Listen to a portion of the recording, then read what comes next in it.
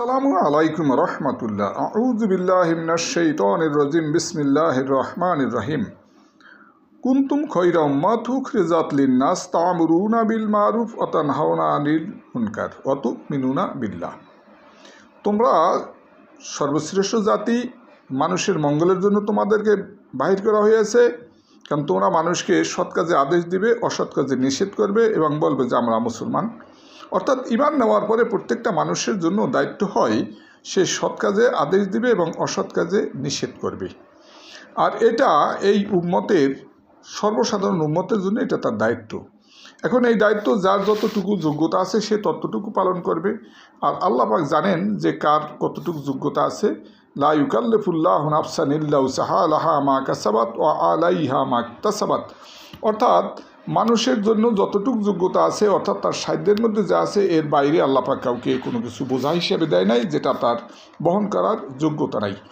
তবে প্রত্যেকটা ক্ষেত্রে আল্লাহ পাক তার রাসূল সাল্লাল্লাহু আলাইহি ওয়াসাল্লামকে গাইডলাইন দিয়েছেন এবং সুষ্ঠুভাবে কিভাবে দুনিয়াতে চলতে হবে এবং বিরূপ পরিবেশে তাকে কাফেরদের সাথে মোকাবেলা করতে হবে আল্লাহর সাহায্য নিয়া, সেটাও আল্লাহ পাক শিক্ষা দিচ্ছেন যে অস্তাইনু বিস-সবরি ওয়াস-সালাহ ইন্নাল্লাহা মা'আস সাবিরিন।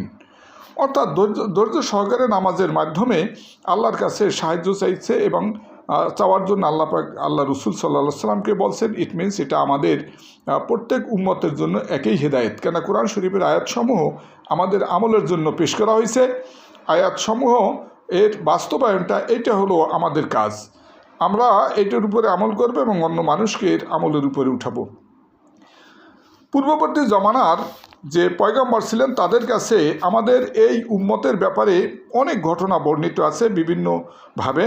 বিশেষভাবে হজরত মুসা আলাইহিস সালামের কাছে আল্লাহ পাক বললেন যে হে মুসা, তোমার পরে এমন এক উম্মত আসবে যে উম্মতরা নিজেরা সূর্যের প্রতি লক্ষ্য রাখবে, অর্থাৎ নামাজ পড়বে, আর সেই উম্মত সবচেয়ে উত্তম উম্মত হবে এবং তাদের বৈশিষ্ট্য বিভিন্ন দিক থেকে এত উন্নত হবে যে তারা অল্প দিন অল্প সময় বাঁচবে, কিন্তু তাদের মর্তবা অনেক বেশি হবে।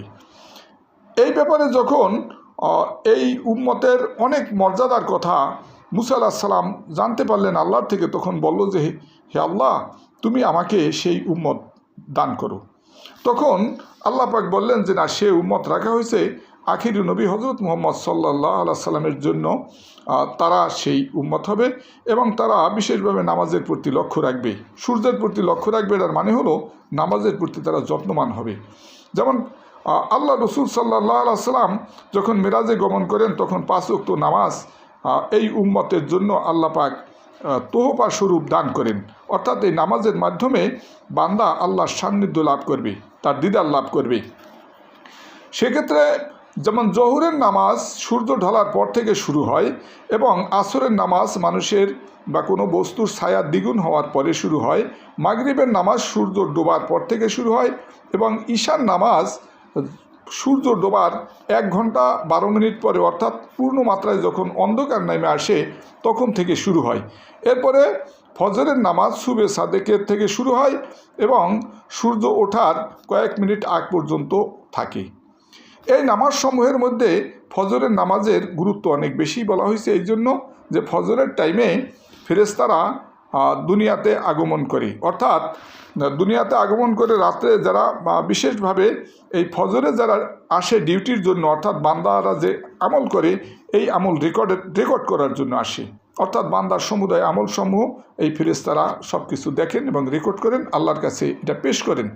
যারা ফজরে আসে এরা আসর পর্যন্ত থাকে এবং আসরের সময়ও তাদের এই ডিউটির অর্থাৎ শিফট চেঞ্জ হয়। আর ফজরের নামাজের গুরুত্ব এইরকম বেশি দেওয়া হয়েছে, এর কারণ হলো যে ফজরের টাইমে মানুষের অলসতা থাকে ঘুমের কারণে। আর 2 নম্বর হলো এর মর্তবা হলো যে ফজরের টাইমে ফেরেশতারা যেহেতু আসে, যারা আল্লাহর কাছে যে রিপোর্ট করে তখন বলে যে হ্যাঁ আমরা আপনার বান্দাদেরকে দেখে আসছি যে তারা আপনার গুণকীর্তন করতেছে, অর্থাৎ নামাজে রত আছে। আর যারা আসে তারাও দেখে যে হ্যাঁ এরা নামাজে আছে। তেমনিভাবে আসরের টাইমেও এরকম ফেরেশতারা আগমন করেন এবং প্রত্যাগমন করেন, অর্থাৎ ডিউটি শিফট চেঞ্জ হয়। এই নামাজের ব্যাপারে অন্য একটা নামাজ, সেই নামাজ হলো তাহাজ্জুদের নামাজ, অত্যন্ত মর্তবাপূর্ণ নামাজ। সেই নামাজ যদি কোনো মানুষ কন্টিনিউ করে তাহলে তাকে বলা হয়েছে সেজন্য এই নামাজ পরিত্যাগ না করে। কেন বুজুর্গি আছে তাহাজ্জুদ নামাজের মধ্যে, বিশেষভাবে আল্লাহ রসুল সাল্লাল্লাহু আলাইহি সাল্লাম তাহাজ্জুদের নামাজ কন্টিনিউ করতেন এবং এক ঘুম দেওয়ার পরে উঠতেন এবং নামাজ পড়তেন। আর বিশেষভাবে তাহাজ্জুদের নামাজের কারণে আল্লাহ রসুল সাল্লাল্লাহু আলাইহি সাল্লামকে মাকামে মাহমুদ বা সুউচ্চ মর্যাদা দান করা হবে। বিশেষভাবে হাসরের ময়দানে যখন আল্লাহ পাক বিচারের মাঠ কায়েম করবে, কিন্তু বিচার হওয়ার জন্য মানুষ অপেক্ষমান থাকবে, অস্থির হবে, তখন তারা বিভিন্ন নবী বা পয়গম্বর আলাইহিস সালামদের কাছে যাবেন। আদম আলাইহিস সালামের কাছে যাওয়ার পরে বলবেন যে আপনি আমাদের আদি পিতা এবং নবী, আপনি আমাদের ব্যাপারে আল্লাহর কাছে সুপারিশ করেন যেন এই হাসরের ময়দানের যে অস্থিরতা বা কষ্ট এটা লাঘব হয় এবং বিচারের মাঠ কায়েম হয়। এরপরে যেখানে ফয়সালা হয় সবাই যার যার জায়গার মতো গন্তব্যে চলে যাবে। আদম আলাইহিস সালাম অস্বীকৃতি জানাবেন যে আমাকে নিষেধ করা হয়েছিল আল্লাহ তাকরাবা হাযিহি শাজারাতা ফাতাকুনা মিনাজ জালিমিন, অর্থাৎ আমি সেই নিষিদ্ধ গাছের ফল খাইছি, আমার পক্ষে যাওয়া সম্ভব নয়। নূহ আলাইহিস সালামের কাছেও যখন উম্মত যাবে যে আপনি পরবর্তী পয়গম্বর, আপনি এই ব্যাপারে আল্লাহর কাছে আমাদের জন্য সুপারিশ করেন। নূহ আলাইহিস সালাম বলবে যে দেখো আমি আল্লাহর কাছে দোয়া করছিলাম যে এদেরকে যাতে ধ্বংস করিয়ে দেওয়া হয়। যদিও সে ব্যাপারে নূহ আলাইহিস সালামের কোনো দোষ ছিল না এবং আদম আলাইহিস সালামের ফল খাওয়ার ব্যাপারে তার কোনো দোষ ছিল না। আর যেটুক হয়েছে আল্লাহ পাক ভুল ত্রুটি আল্লাহ পাক মাফ করে দিয়েছেন। আর নূহ আলাইহিস সালামকে যখন আল্লাহ পাক জানাইলেন যে 950 বছর তুমি এই উম্মতকে যেহেতু এদের কাছে দাওয়াত পৌঁছেছ, দিনের দাওয়াত, তারা কবুল করে নাই, বরং যারা এখন ইমানদার তারা ব্যতীত নতুন করে কোনো ইমানদার হবে না। তখন নূহ আলাইহিস সালাম আল্লাহর কাছে দোয়া করেন যে হে আল্লাহ, যেহেতু পরবর্তীতে আর এরা মানুষ হবে না, অর্থাৎ এরা পথে আসবে না, ইমান আনবে না, এদেরকে তুমি একজনও রক্ষা দেবে না, এদের সবাইকে ধ্বংস করো। কারণ এদের কারণে হইতে পারে যারা ইমানদার তাদের মধ্যে বিভিন্ন ধরনের সমস্যা আসতে পারে এবং তারা ইমানচ্যুত হইতে পারে। এইভাবে মুসা আলাইহিস সালামের কাছেও যখন যাইবে যে আপনি কলিমুল্লাহ বা আল্লাহর সাথে কথা বলছেন, আপনি আমাদের জন্য আল্লাহর কাছে সুপারিশ করেন যেন কিয়ামতের ময়দান কায়েম হয়, হিসাব নিকাশের পরে প্রত্যেকে যেন আমরা তাদের নিজ গন্তব্যে যাইতে পারি।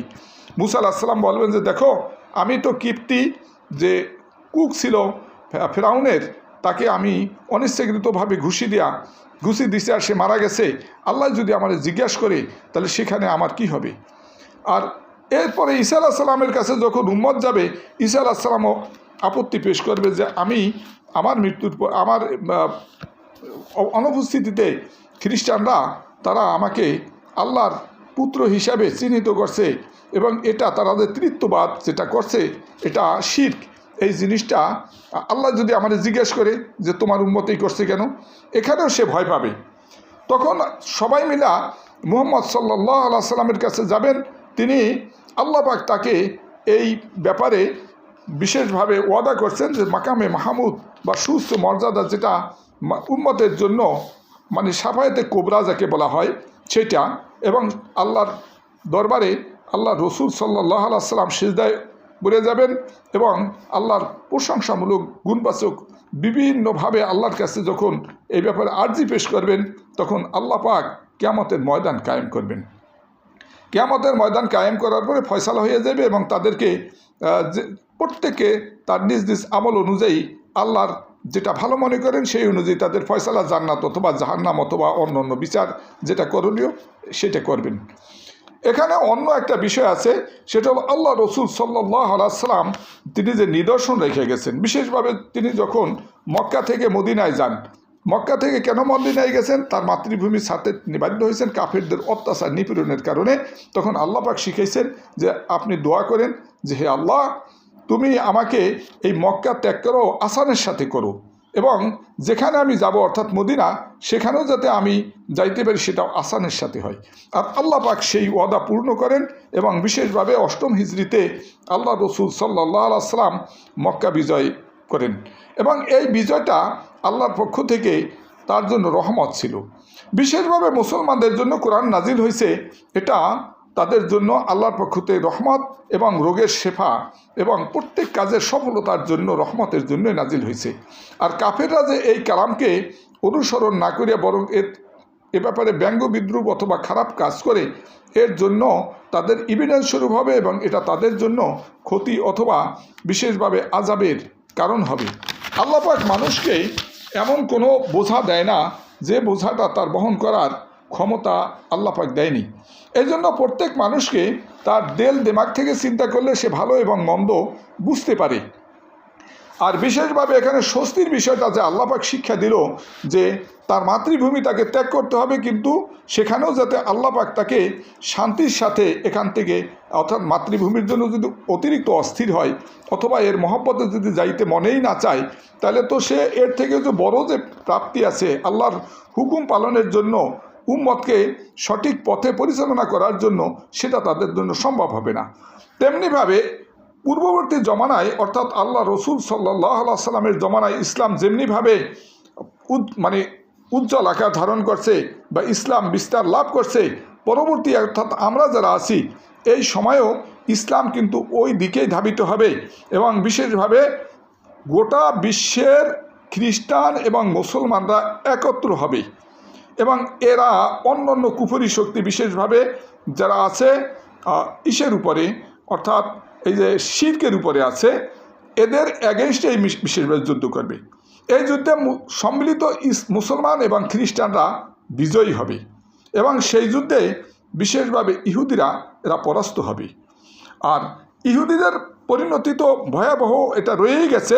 আর খ্রিস্টানদের মধ্যে অধিকাংশ মানুষ পরবর্তীতে আবার বিচ্ছিন্ন হওয়ার পরেও দেখা যাবে যে যেহেতু ঈসা আলাইহিস সালাম আগমন করবেন, সেক্ষেত্রে খ্রিস্টানদের বেশিরভাগ লোক সম্ভাবনা আছে মুসলমান হয়ে যাওয়ার। কেন খ্রিস্টানদের ইতিহাস বা আমরা যে জিনিসগুলি পাই, মুসলমানদের প্রাথমিক যুগে খ্রিস্টানরা মুসলমানদের যথেষ্ট সাহায্য করছে। এই ইসলামের উপরে থাকার ব্যাপারে ইহুদিরা তখনও শত্রুতা পোষণ করত এবং তখনও তারা গুপ্ত হত্যা থেকে শুরু করে নির্যাতনমূলক যাবতীয় কূটকৌশল এইগুলি ইহুদিরা ব্যবহার করত। এটা বিশেষভাবে খ্রিস্টানরা ব্যবহার কম করতই না বলা চলে, আর যেটুকু করত সেটা ছিল অত্যন্ত নগণ্য এবং সহনীয়। আর বিশেষভাবে পৌত্তলিক অথবা যে কাফের যারা শিরকের মধ্যে লিপ্ত আছে এবং যারা ইহুদি ছিল, এরা অত্যন্ত কঠোর ছিল এবং বিশ্বাসঘাতকতা করত। এরা সব সময়ের জন্য চুক্তি হলে সেই চুক্তি ভঙ্গ করত এবং সব সময় মুসলমানদের অমঙ্গল এবং অশান্তি সৃষ্টি করার জন্য সবসময় তারা তৎপর ছিল। আর এই তৎপরতাই তাদেরকে আরব জাহান থেকে বিতরণ করার জন্য একটা উপকরণ হিসাবে কাজ করছে। বিশেষভাবে হিটলারও যখন এই ইহুদিদেরকে নিধন করে, হিটলার তার ভিতরে ত্রুটি বিচ্যুতি থাকতে পারে, কিন্তু তার ভিতরে একটা জিনিস ছিল যে এই ইহুদিরা এরা এতই নিকৃষ্ট যে এদেরকে যদি বিশ্বাস করিয়া কোথাও লাগানো হয় কোনো কাজে, তারা সেখানে বিশ্বাসঘাতকতা করবে, তারা সেখানে অন্য একটা সমস্যার সৃষ্টি করবে। আর বিশেষভাবে এই ইহুদিরা এরা তাদের নবীদেরকে হত্যা করত, নবীদের সাথে কূটকৌশল করত, তাদেরকে বিভিন্নভাবে বিব্রতকর যত রকমের পরিস্থিতি ছিল সবগুলি সৃষ্টি করত। এর কারণে নবীরাও তাদেরকে পছন্দ করতো না এবং তাদেরকে পছন্দ করতো না বিশেষভাবে আল্লাহ, এবং এদের প্রতি আল্লাহর অভিশাপ এইটা নাজিল হয়েছে। এর কারণে এই বিশ্বের বুকে ইহুদিদের কিন্তু কোনো রাষ্ট্র নেই। ইহুদি যে ইসরায়েল রাষ্ট্র, এটা ইহুদিদের রাষ্ট্র নয়, এটা বরং পশ্চিমারা তাদের একটা ঘাঁটি হিসেবে ব্যবহার করছে ইসরায়েলকে, যাতে করে তাদের এখান থেকে কিছু স্বার্থ সংরক্ষণ হয়। কিন্তু এটাও হয়তো এমন এক সময় আসতেছে খুব নিকটে যে তারা বুঝতে পারবে যে এরা আসলে মানবীয় কোনো গুণাবলী এদের ভিতরে নাই। এরা চির বিতাড়িত শয়তানের মতোই এদের আচরণ। এদের মধ্যে যারা আল্লাহর পক্ষ থেকে রহমত প্রাপ্ত হবে তারা ইসলামের ছায়াতলে আসবে, বাকি যারা আছে তাদেরকে আল্লাহ পাক এই দুনিয়া থেকে সবাংশে নির্মূল করে দিবে। এদের কোনো অস্তিত্ব দুনিয়াতে অবশিষ্ট থাকবে না। এখন যেমনিভাবে তাদের ইসরায়েল ওটা কোনো রাষ্ট্র নয়, ওটা বরং তাদের থাকার জন্য একটা ব্যবস্থা করা হয়েছে মাত্র, বা পশ্চিমাদের একটা ঘাঁটি। এরা তো দুনিয়াতে থাকবেই না, বরং ভবিষ্যতে এই ইহুদিরা দুনিয়া থেকে যে কয়জন থাকবে, জীবিত থাকবে, তারা থাকবে ইসলামের ছায়াতলে। আর যারা ইসলামের ছায়াতলে আসবে না, অর্থাৎ আল্লাহ যে কপালে ইসলাম রাখে নাই বা ঈমান রাখে নাই, তারা সরাসরি অন্য অন্য যে মুজাহিদ আছে তাদের হাতে বন্দী এবং নিহত হবে। আল্লাহ পাক এর থেকে আমাদেরকে সহি বুঝনে আমল করার তৌফিক দান করি।